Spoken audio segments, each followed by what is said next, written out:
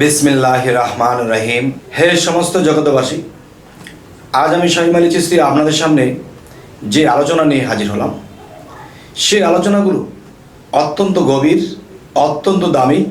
অবশ্যই বলতেছি আমি, যদি আল্লাহ আমাকে দয়া করে বলায়, আর যারা এই সব কথাগুলো শুনে কর্মে ফলায়, অবশ্যই তাদের পথ ক্লিয়ার হয়ে যাবে ইনশাআল্লাহ।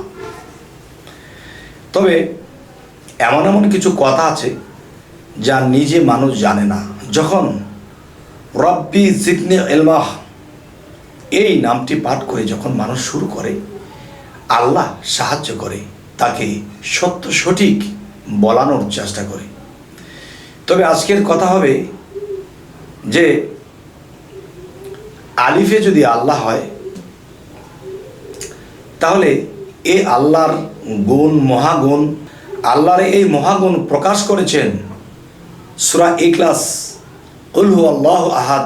এই সূরার মধ্যে আল্লাহ আল্লাহর মহাগুণ প্রকাশ করেছেন। আচ্ছা, আর এই প্রকৃতির ভেদ, এই সৃষ্টির ভেদ প্রকাশ করেছেন আল্লাহ সূরা ফাতিহা এবং সূরা বাকারা, সেটা তো আছেই।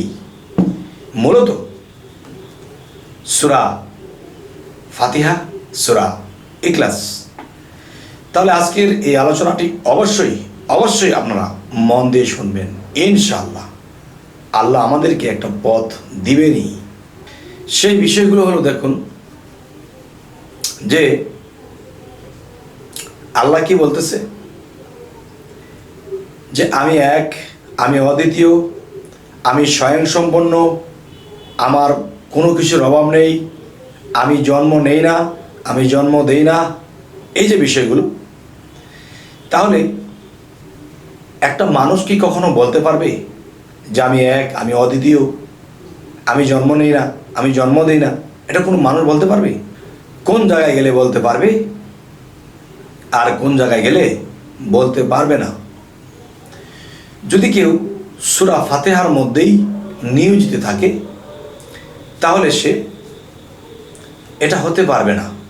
আর ফাতিহা যখন পড়বে এবং রিচার্জ করবে এবং এই মতে চলবে, তখন তিনি কুল হু আল্লাহু আহাদ এই পর্যন্ত পৌঁছে যাবে। কুল হু আল্লাহু আহাদ পর্যন্ত যখন পৌঁছে যাবে, তখন সেই লোকটি আল্লাহ পর্যন্ত পৌঁছে গেল। আচ্ছা, তাহলে প্রকৃতির ভেদ, প্রকৃতি সুন্দর, নারী সুন্দর, মা সুন্দর। তাহলে এই প্রকৃতি মায়া শক্তি যে আল্লাহ দিয়েছে, এখন এই মায়ার বাঁধন থেকে আমাদেরকে উঠে আসতে হবে। তখন এই সূরা ফাতিহার মধ্যে আমাদেরকে নিয়োজিত হতে হবে, বুঝতে হবে, এবং আল্লাহর কাছে সরল পথ আমরা চাচ্ছি।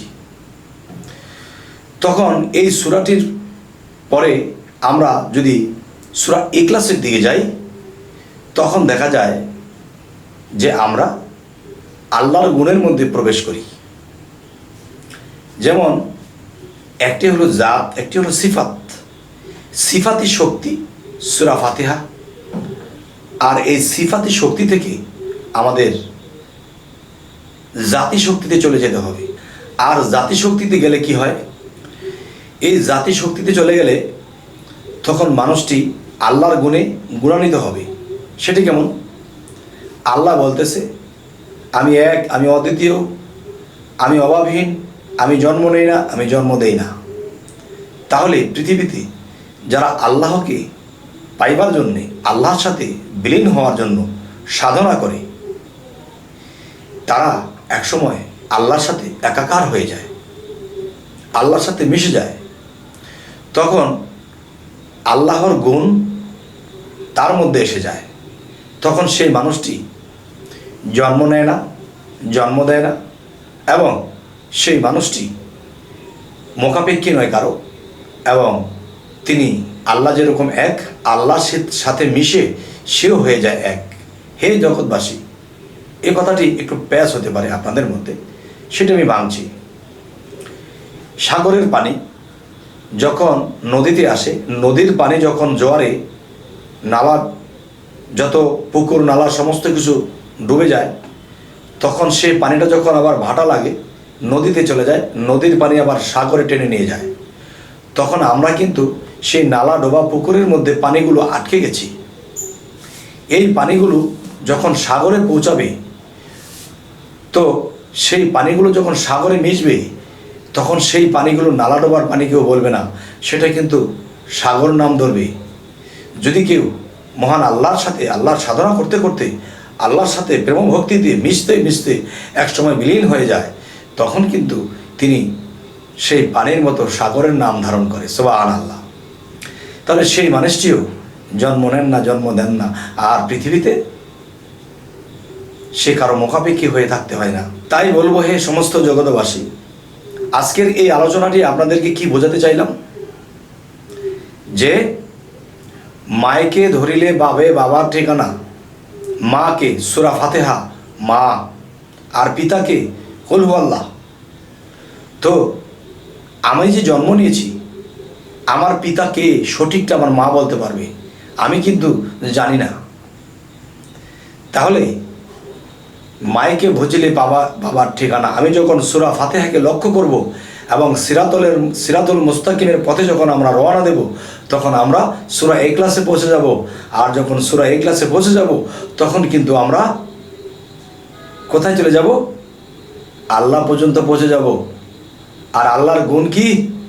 আল্লাহ জন্ম নেন না, জন্ম দেন না, মোকাপেক্ষে না কারো, আল্লাহ এক, আল্লাহ স্বয়ংসম্পূর্ণ। তাহলে মানুষ আল্লাহর দেশে যখন চলে যাবে, তখন সেই মানুষগুলোর মধ্যে আল্লাহর গুণ এসে যাবে, তখন দুই মিললে একাকার হয়ে যাবে।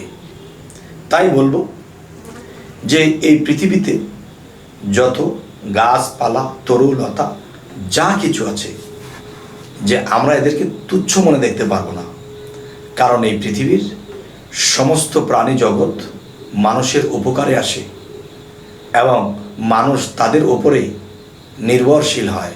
কীরকম? যে আমরা মাছ খাই, মাছের উপরে নির্ভর, ভাত খাই, ভাতের উপর নির্ভর, মাংস খাই, এর উপরে নির্ভর, পানি খাই, এর উপর নির্ভর। তাহলে কিন্তু আল্লাহ এসব নির্ভর ছাড়াই, তিনি একাই 100।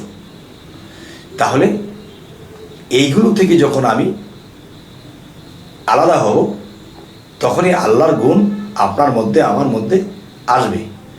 আর এই পর্যন্ত পৌঁছতে গেলে কি কি কর্ম, কি কি সাধনা, কি কি ভক্তি আমাদের দরকার, এই বিষয় নিয়ে আমি পরের ভিডিও ছাড়ব।